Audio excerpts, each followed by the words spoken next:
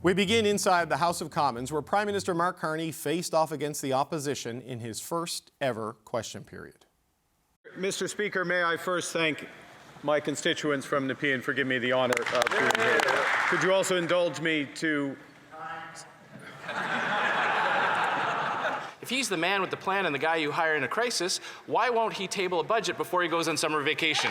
Mr. Speaker, I understand the member of the opposition is very busy. Didn't have a chance to study closely the 100-day plan of the former member from Ottawa, Carleton, which did not include a budget. Now, the Prime Minister's claiming that somehow the Liberals have changed. Well, he has a chance to prove it to Canadians. If he's serious, will he tell Canadians that pipelines are part of his values by repealing Bill C-69, the No More Pipelines bill? Canada's new government is acting immediately to grow this economy. I'm joined now by Rosemary Barton, the CBC's chief political correspondent, and Louis Blouin, the parliamentary bureau chief for Radio-Canada. Good to see you both on yet another busy day here in Ottawa. Rosie, let's start with you. What was your impression of Mark Carney's... He's done a lot since he's been Prime Minister, but he's never gone to question period until today. No, he's never gone to question period. And so I think, you know, the expectations were fairly high in terms of how he would perform, particularly because he wasn't facing Pierre, Poilievre, and I know we'll talk about that, but he was facing a very experienced politician in the form of Andrew Scheer, someone who's been in the House for more than 2 decades now, if I'm not mistaken, and has been the Speaker of the House and the leader of the party. So it wasn't nothing to go up against Andrew Scheer, and I would say he did just fine. His first outing in question period was you know, there were no mistakes, there were no screw-ups, and he seemed to be enjoying himself. He had answers, although very broad for most of the questions. Yes, they were. He deflected when he needed to. He cracked a joke at the expense of the Bloc Québécois in French. So listen, in terms of a first outing, it was perfectly acceptable and fine. Lots of room for improvement, but I know that the Liberals were happy with how he did today. Louis, what are your thoughts? I was there. I was in the gallery, and I was looking at him, and he didn't really look at his notes. No, he was he just didn't. playing with a pen. You know, he seems fairly amused of the whole exercise, especially when there were ministers answering to Bloc Québécois MPs especially. He seemed to have fun with that, so we'll see. I think he was having fun there, but you know what? I think in 2 or 3 months, he will probably be bored to death by the exercise. We'll see. And even today, he didn't last the whole show. He left maybe about after 30, 40 minutes, maybe. So, you know, I'm not sure. You know, the fact that he's not doing the Prime Minister's question period anymore tells me that I don't think he's very interested in that form of political theater. He's more interested in what's going on behind the scenes in the meeting. So I don't think it's really a style of leadership in that. Well, just on that, the Prime Minister's question period is they do this in Britain. Justin Trudeau adopted it. The Prime Minister would take every question on Wednesday when they're there. I was told that he's not going to do that because he intends to be there with more frequency than Justin Trudeau was. I mean, I don't know, but that's what people say. They also say, oh, he's going to give more space to his ministers. That you know, that's a fine thing to say, but really, I don't think he's interested in being there. He did the leaders round, which was sort of typical before Justin Trudeau. So we just took the questions from the leaders, and there's only 2 of them now, so that was fairly easy. You know, I do think, though, once we get into the meatier substance of what the government is doing and the questions become real, or if there is a crisis or a scandal or a problem, that's when he will be tested, really, in a moment in question period, because that's when you really have to know how to defend yourself, the people around you, and your decisions. And, you know, we're just at the beginning of things. And one thing that struck me is where, you know, some former ministers at the end completely of the room, Bill Blair, Jonathan Wilson. Yeah, the front row, but at the end. And like close to the exit door, you know, the exit sign in the Commons, and Karina Gould. There was just something striking to see, you know, the difference in the transition. That's where you sit, privy councillors who are no longer in cabinet. The image was kind of, I don't know, you know, and it seems that there's a big change. Well, the big guys are still there. Dominique Leblanc, François Champagne, Mélanie Joly were still around him, but there was something, you know, when Cody Blois, who was a minister not a long time ago, see now it's so far from the action. The image was a kind of strong. I mean, our colleague JP Tasker was in as well. I was on TV during it, but he also showed me the chart after. The NDP is broken up. across the aisle. So there's a handful of them here and a couple of them over there. So if you ever wanted a clear sense of how dramatic a change we've undergone, you just have to look at where people are sitting for question period. That it really is striking. No, this is interesting, and the transition is clear because here's another example of the change we've undergone. Conservative leader Pierre Poilievre, not inside the House of Commons for question period, spoke to reporters outside, and they asked him how he felt since he lost his seat in last month's election. Take a listen. Hey, I'd love to be in there. It's a great place. I love the House of Commons. I love the excitement and the thrill. And I've never really been a spectator of the House. So but I'm going to work hard to earn the opportunity to do it again. That is changed, Louis. I mean, for about 2.5 years, Pierre Poilievre was the main character in question period every day, and now he can't even participate. That's the place he loves the most, where he shines, where he's having fun, and now he was not even there. Of course, he wanted to take some time to have some time in front of the cameras before QP, but then he didn't go in the gallery. Maybe the image would have been a bit like secondary. Jarring, I don't know. But he decided to listen at QP from his office, we're told. It's going to be a long few weeks, I think, for him. Being away from that arena, and that's what he loves. And for his leadership too, and the influence you have on caucus, the gravitas you have on your caucus. So this cannot last very long for him. So I'm pretty sure he's very eager to come back next fall. Yeah, look, the election was only a month ago today, and Damien. Is it only a month? Yeah, it's only a month. Mark Carney has won the leadership 81 days ago. He's been Prime Minister for 76 days. It's only been a month since the election. And tomorrow, Rosie, Damien Carney is going to give his farewell speech because he's finally hit the threshold of where he can resign so that Pierre Poilievre can run, right? So what do you make of where the Conservatives are as Parliament comes back and like their lead dog? He's outside. Yeah, I mean, listen, what they did that was smart was put him up for an a press conference, a short scrum before question period to make sure that at least his message was being heard and maybe clips will appear, although, you would imagine most of the clips will be from the House today and he will not be there. What I thought they also did that was smart in terms of tactics for the Conservatives, and again, there too, you can see just in the shots how big a caucus it is as well. They really stuck to a couple of things. First, the issues that they believe the government has vulnerabilities on, no spring budget, energy development, how are you going to do it if you're not going to make some changes to both C69 and other things? And the other thing they did was feature some new people. MPs, and people who were from different areas. Yeah, Jonathan Rowe being the latest one from Newfoundland and Labrador. He was good. He was good, and I thought that was actually pretty smart in terms of what they were trying to show the strength of their bench and the size of their caucus. And maybe testing people too. And totally testing people to see whether they are any good as well. I will just say, not coincidentally, I'm sure, Bruce Fanjoy, the person who took Pierre Poilievre's seat, did get up and do a member statement before question period started. He was quite emotional about it, and I do think that was quite intentional, turn of the knife. Louis, my kids would call that trolling. Because there's a bit of that going on. But I think also with the Liberals, with the Conservatives putting up the people who took seats. Yeah, and the PM also did mention the former member of Carleton and, all of that. So there was a little, But how do you think the Conservatives are going to manage this? Because, Andrew Scheer is the interim leader and he's the House leader. So he's going to be full-time, front and center in the parliamentary roles that we normally see split there.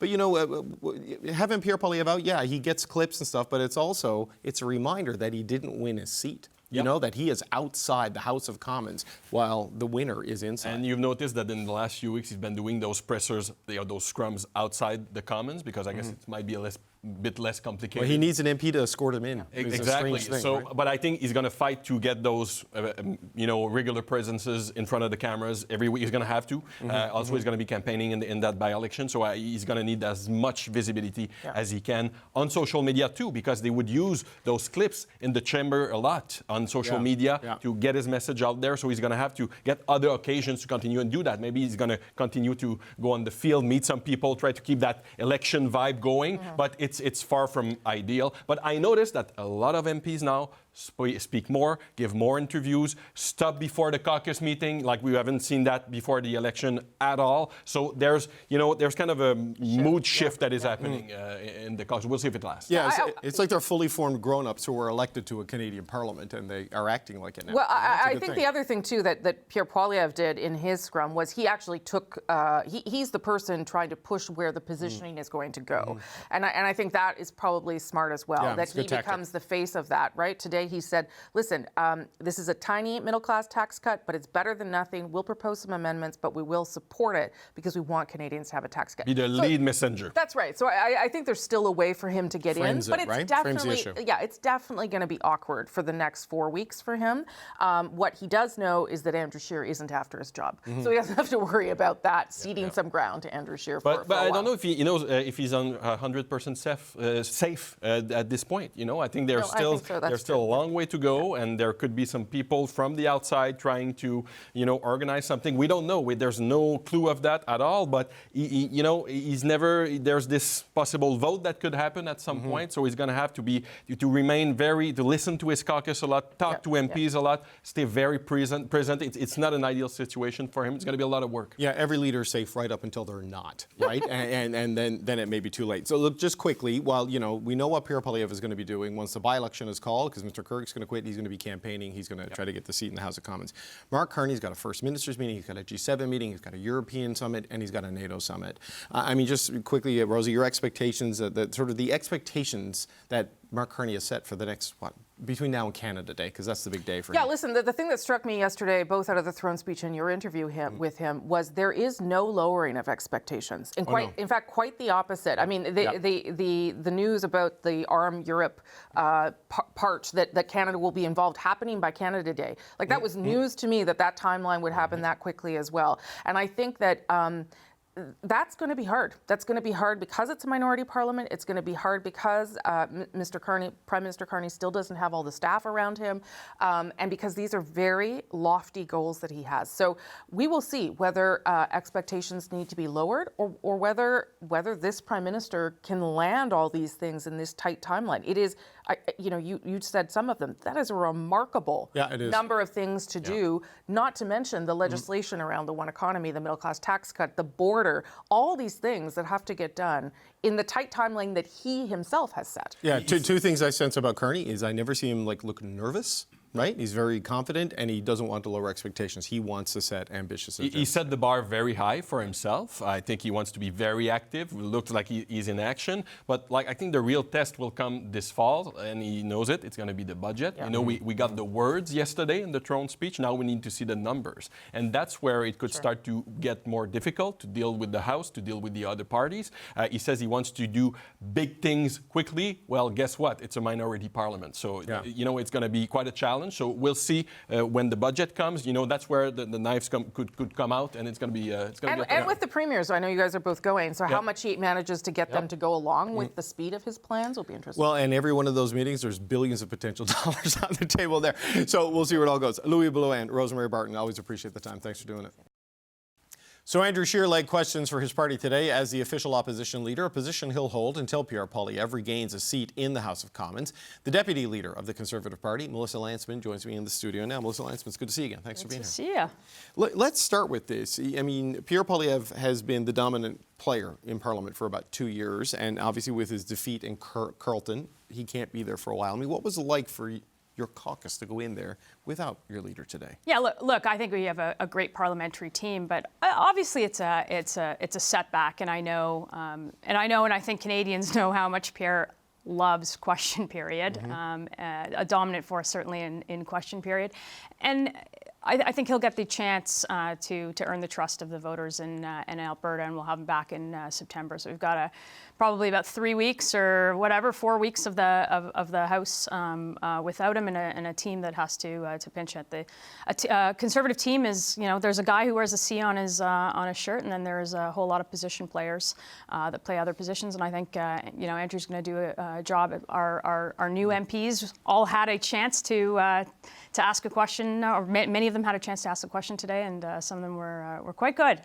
Well, we saw Mr. Poilievre, though, outside holding a news conference or in the foyer before. Is this going to be the practice? Is that how you're going to do this going forward, or what can we expect to see from your side? Well, look, it would be nice if we saw Pierre in the House, and again, I suspect he'll return in September once earning that trust, and we'll continue to fight for Canadians and to put our priorities forward. The priorities of lowering the cost of living, cutting taxes, making sure that people can deal with inflation, building homes, fixing the crime epidemic in our country.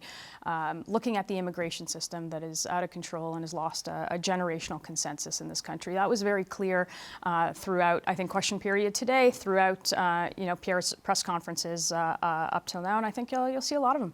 Is it your sense, though, that his leadership is completely secure at this point? I mean, when you lose an election and lose your seat, in normal times, that's the end of it, right? But obviously these are kind of not normal times. What is your sense of just the security and stability of his leadership? Well, they're not normal times in the sense that, our party now, we've done something very different in the electorate. We've attracted voters who have never voted for us before, and voters who have never voted, period, before. Sure. We increased that seat count.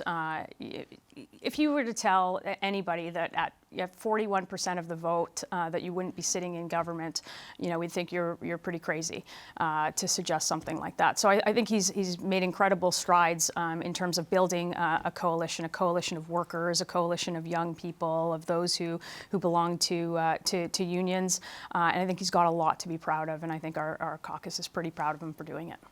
So he's not in Parliament, but he was laying out today how you're going to vote on a number of things going forward. There is a middle-class tax cut on the order paper. There is a cut for GST for some housing, not all housing, on the order paper.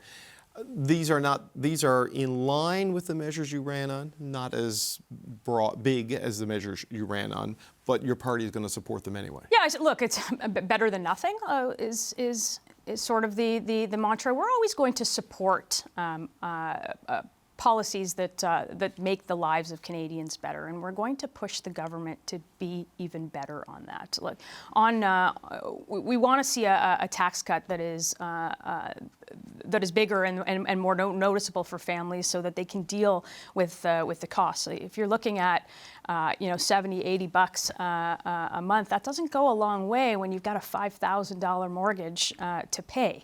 On the GST measures, we want to see that extended beyond first-time home buyers. We want to see it on houses under $1.3 million, so it gets some of those markets where housing prices have gone out of control. The GTA, Oakville, that area. Well, look, the problems that were there in December and February and March and throughout the election don't disappear. Families workers, everybody in Canada is still struggling and having a hard time. So we're going to make sure that we press on the government with our own priorities. And look, some of these ideas are our ideas, and we encourage them to, if they're going to take our ideas, at least go all the way. Well, you're going to press them on it, and there's been some talk of trying to get amendments to these things. That's right. How far do you go on that in a legislative sense? So are we talking filibuster? Are we talking that sort of stuff, or is it propose it, make your case? Well, look, we're not going to stand in the way of things getting better for Canadians. We know we've been leading on that conversation for months and arguably years. The cost of living got on the government's radar because of Pierre Poilievre and his leadership.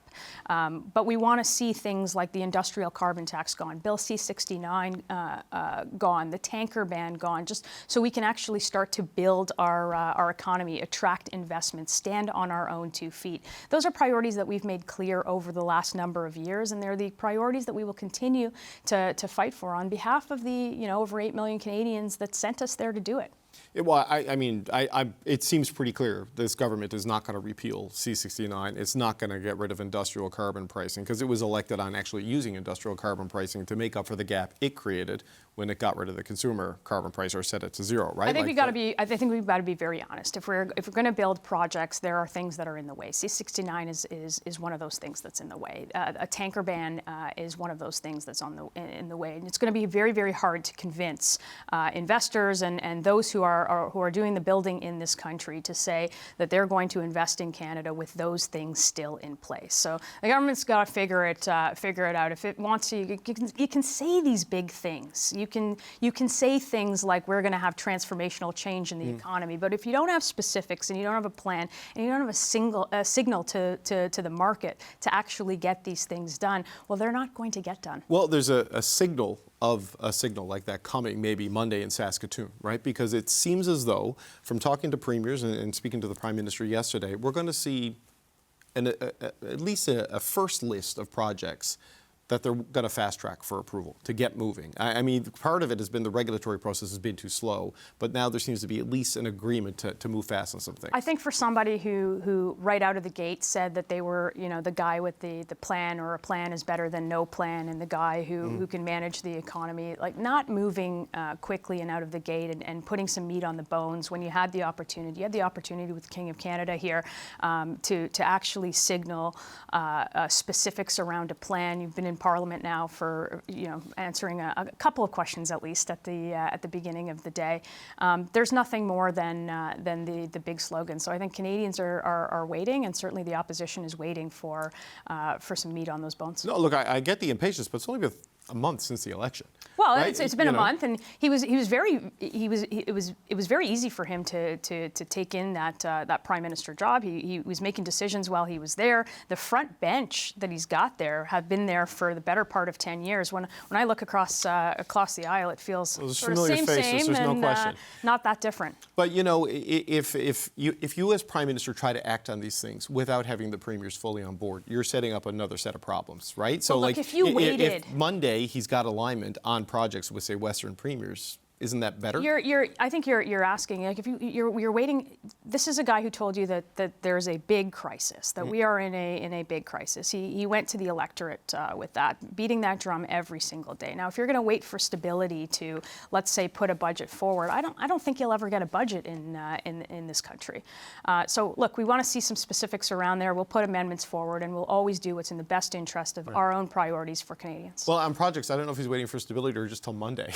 You know what I mean? Like that. Well, that would be like 35 days, right? We'll see when we're on your show on Monday. Okay, well, we get some clarity. We'll call you back. Melissa Lantsman, Deputy Leader of the Conservative Party. Good to have you here. Thanks so much. For coming on.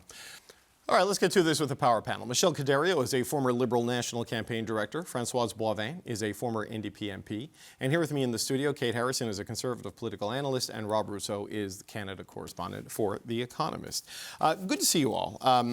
Rob, I've never in my years covering politics seen such demand for very specific details and timelines from a throne speech, but here we are. Yeah. What do you make of what we're seeing in Parliament right now with the opening moves? I was listening to the pack there ahead of our discussion, and I was trying to remember the last time I had a dazzling throne speech that was memorable. This one is memorable only because of the person who delivered it.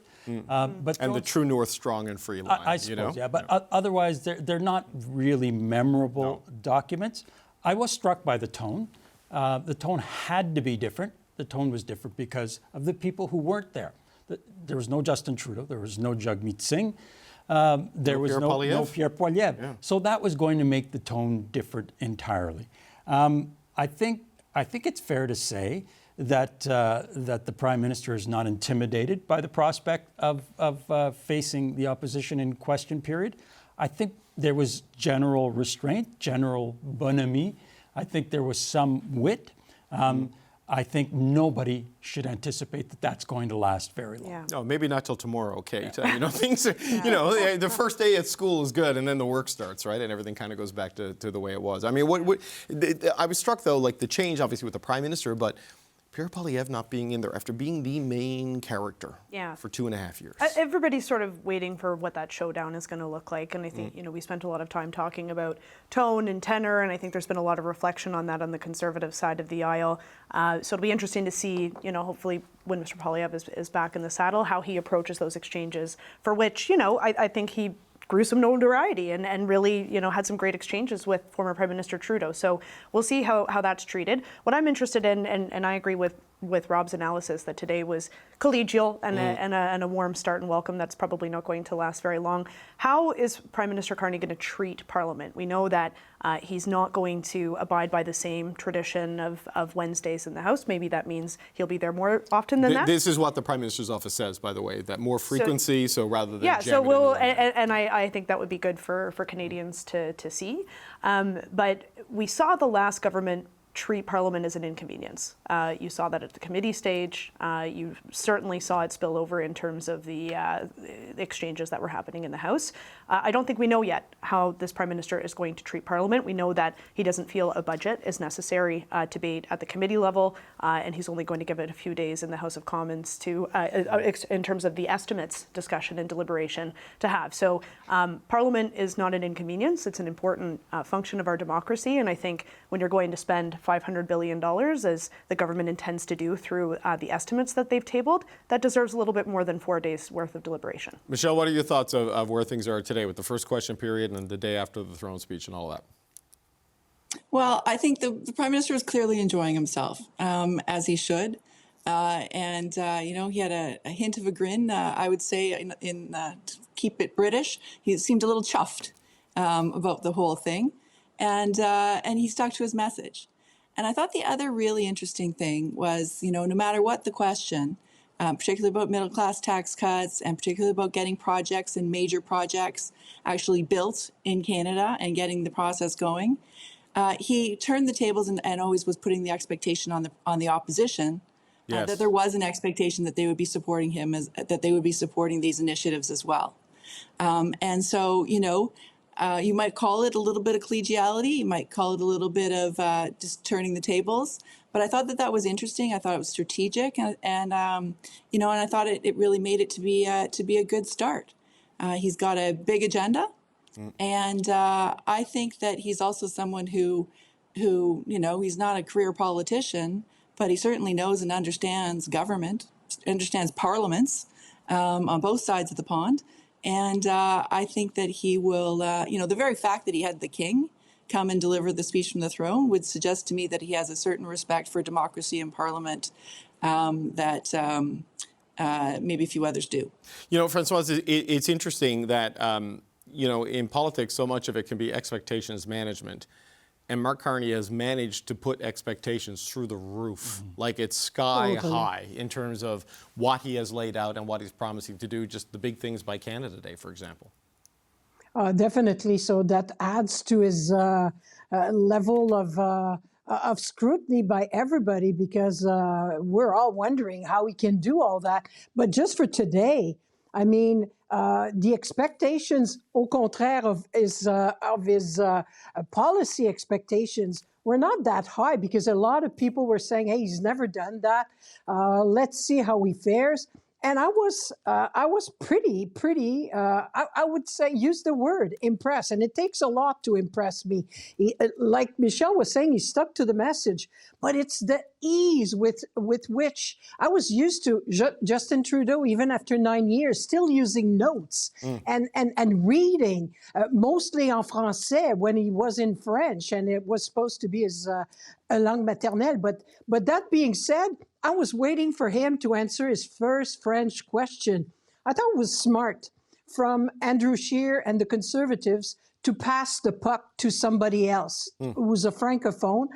For the sole reason, a lot of people said, it's to give more ice to a lot of players. For the rest, yes, I would agree, except for the French. They wanted Mark Carney to be compared to a francophone, a person who's at ease in French. And honestly, he surprised me there too. I'm like, oh my goodness, how is he gonna fare? Because we've been talking a lot in Quebec that his French was not even as good as the King's French. So the way he answered today showed that he's ready. He's ready for the battle. But you're all right. It's just day number one, a new speaker, new tone. Nobody can be there out for blood. We just got out of an election. So I think it might last a few more days than just today. But I'm sincerely, I've never expected that today.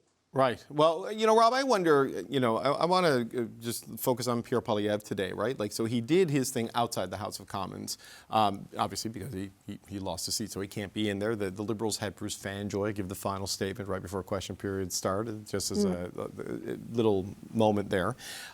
Is this a good thing for him to do, to try to frame the issue from outside before it goes in, or is it a reminder that he didn't win? Like, you know what I mean? Like, what do you make of that? I actually thought he had a good day, even though he wasn't in the House of Commons, for a couple of reasons.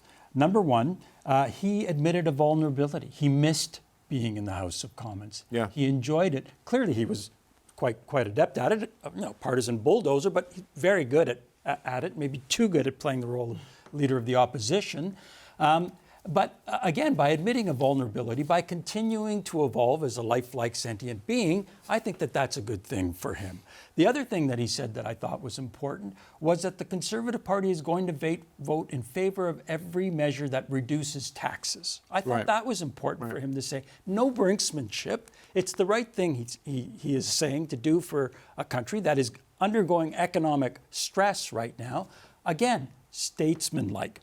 And I thought a continuing part of his evolution as he fights to hang on to his job. That fight's not over. That fight is ongoing. And what he's doing today was part of that ongoing campaign. But I thought a good day for him. Kate, what do you make of this? Like, he's promised to go away and reflect. He's also, promised to adapt. But, he also needs to be present, even if he's not elected. Yeah, I think, to Rob's point, there's a maturity that he's brought to the cameras following the election that demonstrates that he is listening and learning and adopting a bit more of that tone.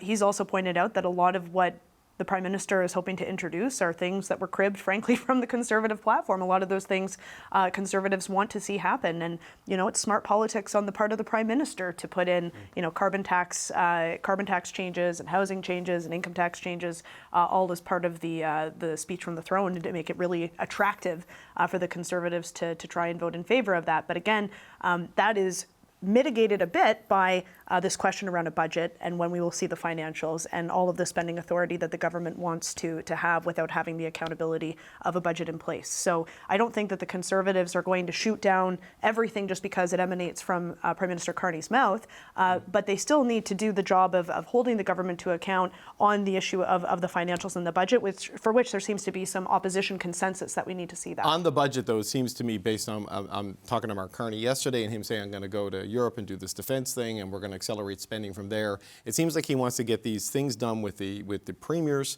and then with the European defense side and have a clearer sense of what the spend will be on that. And with the U.S. president, as he told you yesterday. Yeah, exactly. Well, there are things percolating there. But I mean, that feels legitimate to me. I've never had to do a national budget. I mean, does it feel legitimate to you? It feels...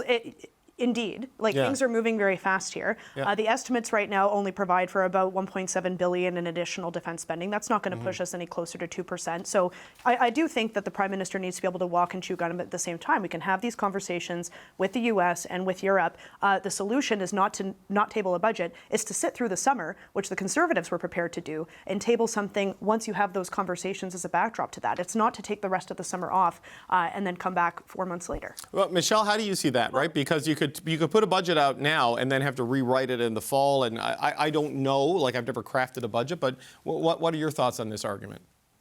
Well, as someone who actually has been involved in many a budget, both federally and provincially, it's not an overnight exercise, and it's not simply about putting a whole bunch of numbers into a spreadsheet, right? There's got to be a lot of thought and analysis. You want to have outside economists, if you're going to have a prudent budget, actually be looking at growth forecasts and growth projections. And that means actually understanding a little bit more about what the country's going to be doing, what the expectations are, and what the commitments that we're going to have to make as a country vis-a-vis defense, as an example. So, let's remember, after an election, most budgets come 4 to 5 months after that the Canadians put their ballot in the box. Usually, it's in November is the election, and usually the budget following that is in late March or early April. So, it's not an unreasonable timeline. It's just slightly odd because of the time of year and when we happen to have had this election campaign. Well, it also was the Prime Minister who campaigned on the exceptional nature of the times that we are in. Like, it is he who has said that we are in the biggest crisis of our lifetimes. So sure, just because it's 4 to 5 months typically, I would argue that these are very atypical times, and so it requires the government to be at the table a little more forcefully and with a plan, perhaps sooner than traditional convention would typically allow it. It was the Prime Minister who made that case to Canadians just a couple weeks ago. It also demands that you actually take this incredibly seriously and that you try and really understand what the world economic and global circumstances are. So were Dominic LeBlanc and Francois Philippe Champagne just twiddling their thumbs over at Finance Canada for the last 6 months? Like, we've had a government in place. Okay, hang on, let her finish. A week after it's tabled, you don't want it to be garbage. I think that that's what Mark Carney really wants to do. He wants to put something forward that is absolutely reasonable and that's going to stand up to scrutiny. It's going to stand up to time.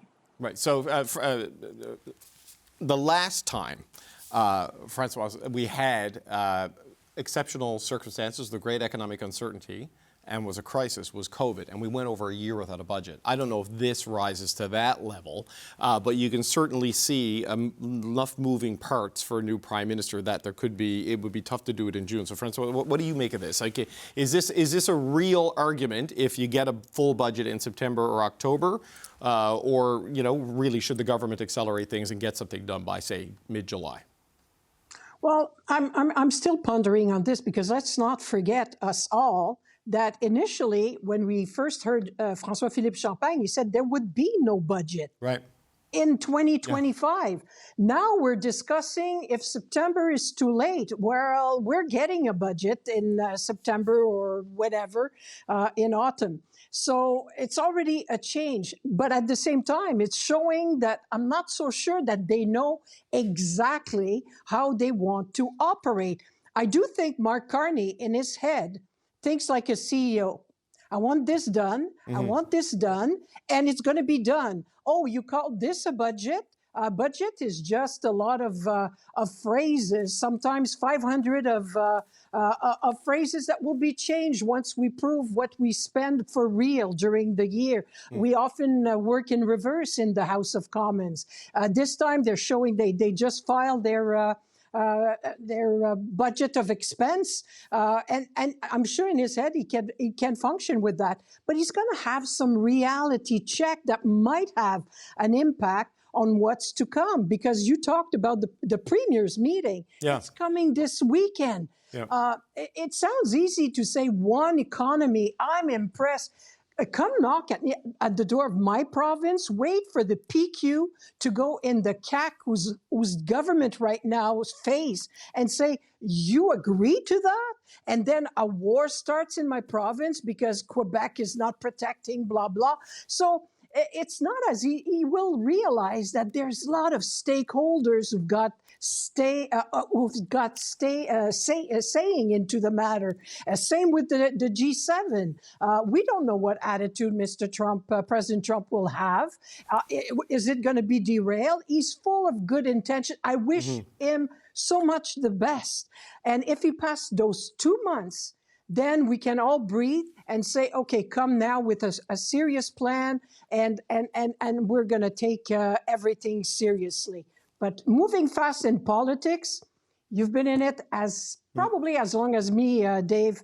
It's not. It doesn't go together. Well, Rob, I just wonder about this. Like I don't know if the banks are worried about the lack of a budget. I get you're asking people to vote on tax cuts without laying out the fiscal framework. I get all of that. Like it is at least a baselining of what the deficit projections and the growth projections are. Like at minimum, like what you would get in an old fall economic statement happening now, as opposed to a full budget. So people know broadly what kind of world they're working in.